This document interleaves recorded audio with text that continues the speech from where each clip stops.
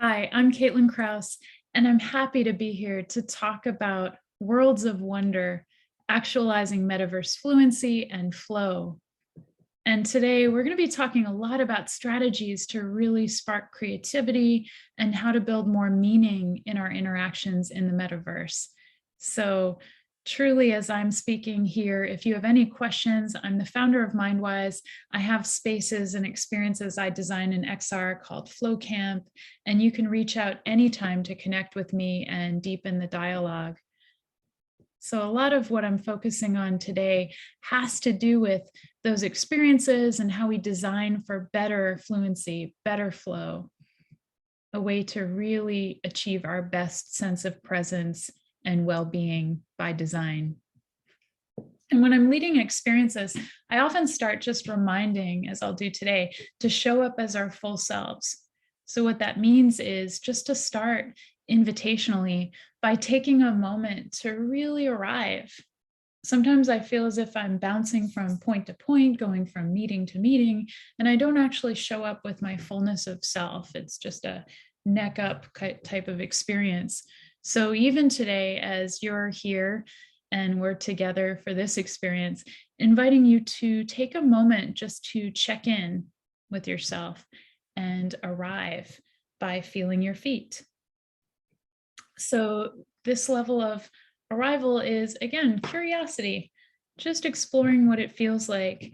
Maybe your legs are crossed, maybe your feet are against the floor. Just taking a moment to take a deep breath in and an exhale out. Just allowing yourself to shine a light of focus on the way your feet feel. And I find that this quick mindfulness exercise just brings my attention back to the present moment. If I've been running ahead of myself or ruminating in my mind, it's an invitation to really be present here and now and focused. And a lot of what I'm doing as I lead experiences, I'm also a teacher, I teach digital well-being, is I'm attending to also the problems that exist right now. So some of my research has led me to name that right now we're in a state of higher stress and anxiety. You can look at the data and statistics really pointing to the fact that anxiety and toxic stress and a feeling of overwhelm, this is rampant. And meeting needs right where they're at is part of my goal and my purpose with what I design. So throughout the pandemic, even simple decision making is shown to be even more stress inducing lately. And yet, despite all of the struggles, we tend as humans to have a positive outlook, confidence that in the long game, there is hope and we can develop better strategies. And part of what I personally look at is the need for new metrics for success, how we look at and measure well-being, and all of the opportunities using XR to really attend to these problems and provide solutions, provide experiences that give people a better sense of agency and connection in the midst of what is a very tumultuous time. So we all might feel like this some days, like life is just rushing very fast and things are happening. And in the midst of this type of an experience, we would want to feel like this, like we have a huge lake of opportunity and a contemplative environment where we can practice our best mindsets and really have a clarity of vision and focus. So I keep this in mind. And for me, wonder is part of every day, and knowing how the brain works and what is my most creative flow states. I really live this firsthand. This is a picture I took while kayaking this past fall. And just being on the lake was a moment of wonder for me. So seeing the natural world, the sky was illuminated, the lake was just kind of on fire with all the colors, the sound of the loons calling across the water, the sound of the paddle as I was making strokes in the water, the feeling exerting myself athletically and having this moment, and then returning to the work that I had to do, returning to what I was doing during the day. These moments of flow and wonder are possible in a physical world and also in worlds in the metaverse. So I'll talk more about that. But this feeling that we can have of being beyond ourselves and outside of ourselves, and also deeply connected. This is part of why my research into wonder and awe and flow states has been so enriching for work in XR, because it can bring about transformation. So I look at levels of presence, levels of connection and meaning, and actually focusing on things that matter to us in our day-to-day life and also in our business. So building better connection actually can have applications inside in terms of our personal self-development and our relationships with ourselves, and also between other people as you think about collaboration and leadership and the connection that you have with your teammates and the people that you work with. So there are all kinds of reasons that these type of experiences can have big benefits. And for me, I'm looking at that agility of the mindset meeting a sense of agency and a sense of capability with what we do in life, how our purpose and our passion can meet action to building a better world. And certainly here at Gatherverse, when we look at the 7 standards of the metaverse, we're living in a very important time right now where that action and agency, we can see it coming to fruition in giving people a lot of choice, a lot of freedom and agency. So I wrote a book last year called Designing Wonder, and it continues to develop and grow, because this book, when it came out, had a bunch of interviews, research, everything from neuroscience findings and studies into the brain and how we learn and think best, and how virtual reality experiences can be part of that learning and leadership. And also some of the history of everything from William James to philosophers throughout history, working with aspects of wonder and awe and creativity. So how we can design to really prioritize that. I believe the future is a mindset, not a time frame. Marvin Minsky also has said that. And as we look at our mindset practices, this is a way to be a futurist, a way to look at what makes a human the most creative as we are using artificial intelligence and some of our technological process in different ways. Nothing can make up that human creativity that really sets us apart from machines. So building these types of intelligences is what I am most animated by. And the more that I apply this research to experience design and work in XR spaces, the more I tend to focus on these traits of wonder and awe and flow, as we'll focus on in this talk today, because they're like the underlying factors underneath all of these qualities of intelligences. So today we're going to peel back some of the layers of wonder and flow and talk about what I mean when I'm talking about designing wonder and these experiences.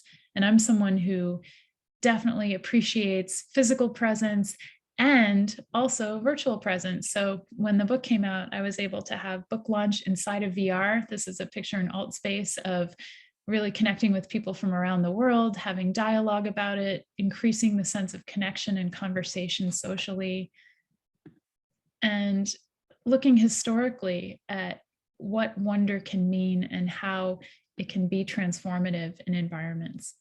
So today, as I'm talking about wonder, you might think, oh, wonder as in just querying and ideating, dreaming. I identified 5 facets of wonder. So when I'm talking about wonder, it might be intentional attention, our ability to really fix attention on a topic, a subject, look at that focus, how we can deepen our focus and then see with more clarity the different sort of nuances, whether it's problem solving or whether it's an object or something that we're studying. So that can put us into a state of wonder as we investigate more deeply. The second facet of wonder is wondering beyond the self. So it tends to be when we're in a state of wonder, suddenly we have a less strong attachment to one identity, one ego. We start to think in a way that's more empathetic and open So you can see all the development that VR brings to really accentuate this quality of wondering beyond the self. That state of wonder allows us to, again, see from multiple perspectives, to understand others better. So that's the second quality. And there are all kinds of examples that are in Designing Wonder that animate this more deeply. The third facet, surfing wonder, is that creative ideation phase where we can ride the waves of our own thought processes. If you've ever had a richly creative session where you feel like you're in the zone, you might be surfing wonder, where you feel as if, oh, one thought is leading to the next. You're led to creative breakthroughs. And it's because you have this loose way, like a surfer does, of feeling the environment, taking some inputs, and really just being present in the moment, responsive to your thoughts. Surfing wonder is also a quality that people might have as a state of hypnagogia. If you've ever had creative ideas, either first thing when you wake up in the morning or right before you go to sleep at night, these are all qualities that I would categorize as part of surfing wonder. The fourth facet, called wonder and awe, is also known as the overview effect. And astronauts report having this as they go into outer space and stare at planet Earth and have this feeling of being both very connected as a whole human species and also separated from, again, one identity, one perspective. This wonder and awe overview effect gives us a deep sense of connection and gratitude and a feeling of wholeness beyond separated selves. And speaking of wholeness, the fifth facet of wonder is the wonder of the gestalt. And this is a design facet, gestalt, that the sum is greater than the individual parts. That feeling of wonder when you recognize a place in space and you know your place in it. And it just seems to flow so naturally that you know how to behave, you know what to do in a system, and you're just on. It's beautiful, and it's just sort of a seamless integration of parts. And this I would describe as the gestalt. And again, there are case studies, all kinds of descriptions of how this feels to be in a state of wonder. For the body, mind, and expressive qualities, wonder has been shown on a spectrum to be at one end, where the human emotion of anger is on the other end. So if you think about the possibilities that we have for using wonder to benefit society and also benefit our own quality of life, it's exponential. And I keep diving more deeply into the scientific research so I can put those practices into XR design and XR creations that people can enjoy on an individual and group level.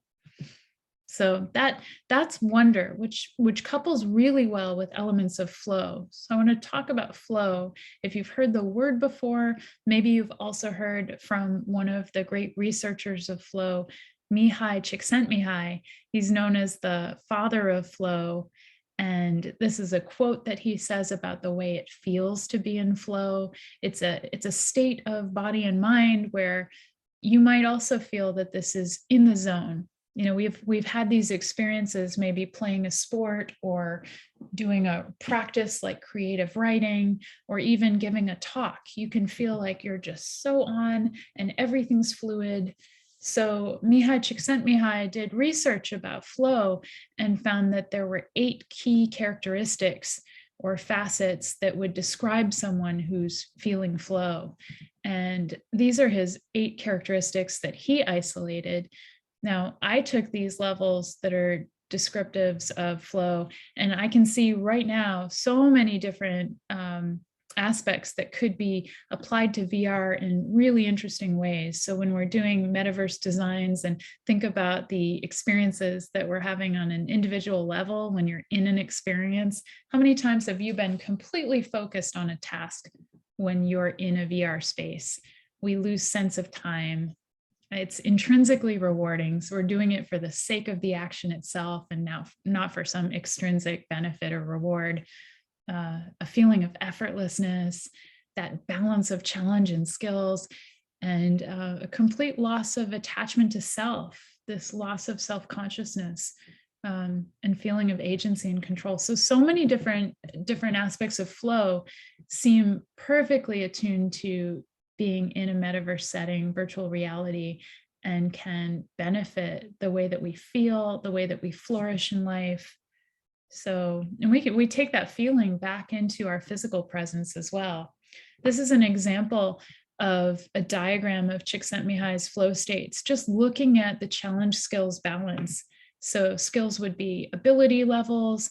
And when we look at optimizing experience and people who are really looking at peak performance training, if you look at that flow state, the flow continuum has a channel that's right between a feeling of boredom and just being completely relaxed, and maybe that's turned off, and anxiety, which would be high alert, high focus, but also high stress.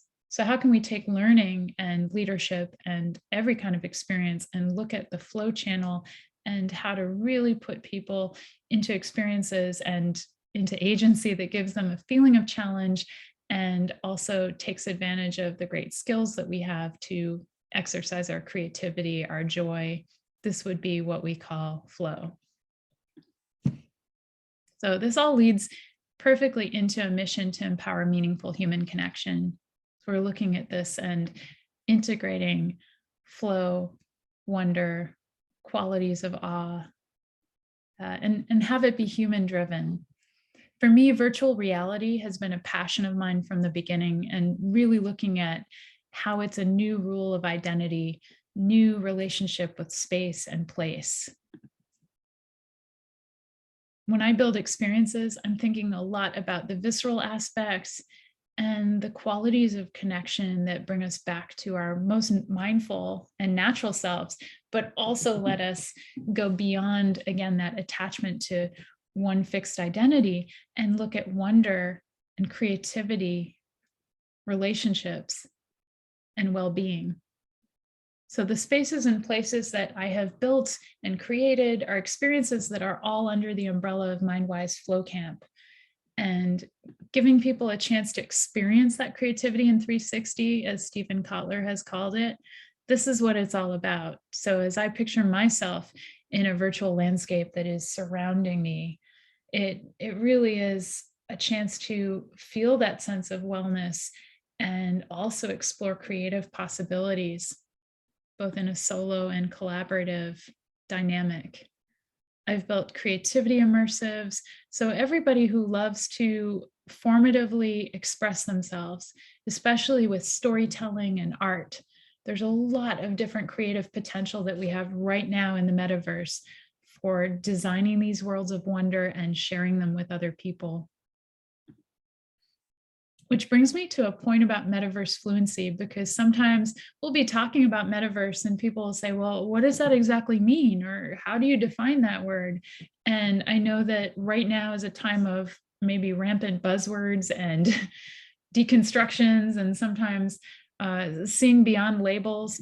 So really, if someone asks me about metaverse, I'm talking about fluency, what it means to activate and be very intentional with the choices of how we behave in a digital landscape.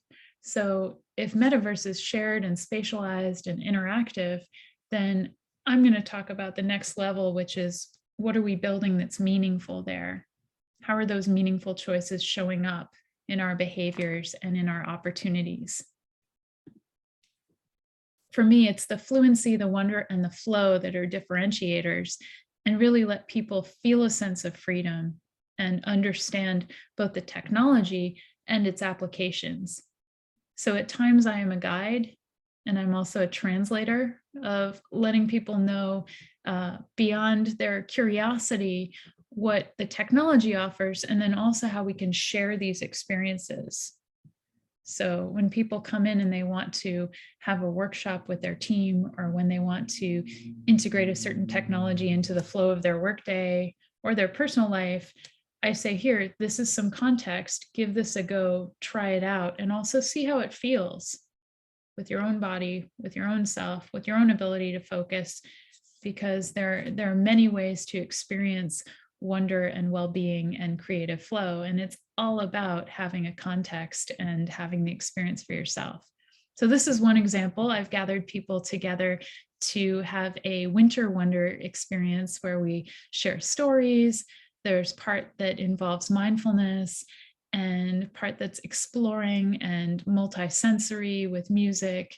And you find that people come in and they have a shared experience that is expressive, creative, social, and emotional. And then they come out and say that they're in a better mindset to then apply to the work that they're doing in a physical world. So it really is non-binary. And when you get people together from all over the world, you can have these amazing experiences also going across different cultures and experiences and languages. So I found a lot about social connection that's special in terms of developing relationships and also thinking outside the box. And I've put a lot of those considerations into the research underneath the book. And now Designing Wonder has come alive in these different worlds and become an experiential, animated sort of sense of presence building. And that's the exciting part for me now, to work with emotion and work with levels of storytelling that are baked in to the context of these experiences and places. It's my belief that people have many stories and we contain multitudes. So tapping into that storytelling potential, this is how humans create meaning. And we've been doing this since cave times. People have been passing down stories in pictures and in different ways of sharing experiences. And so part of this connective vehicle is about storytelling and about giving people opportunities to creatively tap into their story and share it with others. This is an example of a workshop together in a different landscape. And also a moon garden where there's a meditative landscape with the moon. And this is more for a solo experience. So sometimes our connection and our wonder experience does not have to be in a large social setting. It could be by yourself, just having an opportunity to drop in and really have that level of focus and flow that a quality solo experience can provide in the metaverse. Built a moon garden.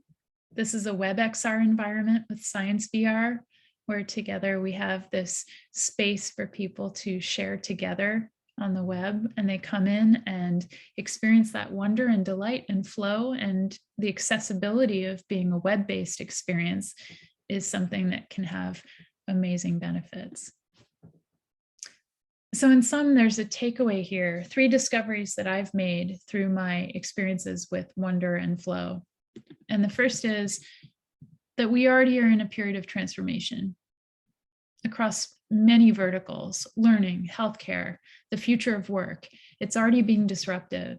And now it's really a question of meaning. We're in an age and stage where it's important to identify what our goals are, our intentions, and how to build meaning in the metaverse. And the second discovery, a lot of experiences that I build are based upon the hero's journey. So we can play the hero, we can also play the mentor. As we cross the threshold into unknown spaces with curiosity and with our senses heightened, we all need mentors to provide us with guidance and with past experiences that we can use to our benefit. So the more we can offer chances to mentor each other and have collaboration, this will really help us make meaning out of the metaverse at this critical stage. And the third discovery, we need these worlds, we need places that invite us to experience wonder, flow, and creative connection. Sometimes these spaces can be social, and sometimes the spaces can be an individual level that meets our needs at the time and space that we have. So that's part of why I'm really excited to let you know about Arcadia. And Arcadia is part of the FlowCamp Metaverse. It's a place and space that is accessible and easy to drop into, where there are guided exercises, and you can access this on an individual level as well. So Arcadia is natural wonderscape and meant to provide that feeling of flow and well-being, and also creative animation, where you might be able to have a few minutes or a longer time, but it meets your needs where you're at. And for me, it's just a beautiful natural space that gives that sense of flow and well-being. So one example in Arcadia, you just have the natural landscape being the background for your senses, and then invitations to explore and discover different guided exercises along the way. This landscape is a place with meaning and recognition on an individual level that part of our journey is about places and spaces for reflection, places to record your thoughts, some places to poetically slow down in order to reconnect with elements of flow, and then take those learnings back into your day-to-day practices. So we might not all be able to get to Acadia National Park, but we can have the form of an arcade mindful flow experience in Arcadia that takes us into that same mind frame. So really thinking about our well-being and the invitation to experience transformation through wonder. We all have this capacity as humans, and I love to empower that sense of connection through invitation. So thank you very much for being here today, being part of this conversation, being part of the whole dynamic of this gathering together that is Gatherverse. It's really exciting to me. This is how you can reach me. And as I said, this is an ongoing type of conversation. So as you're hearing this today and connecting with new ideas, forming curiosities that might lead you deeper in your exploration, please reach out anytime. It's a pleasure, and I'm looking forward to the rest of the conference. Have a great day.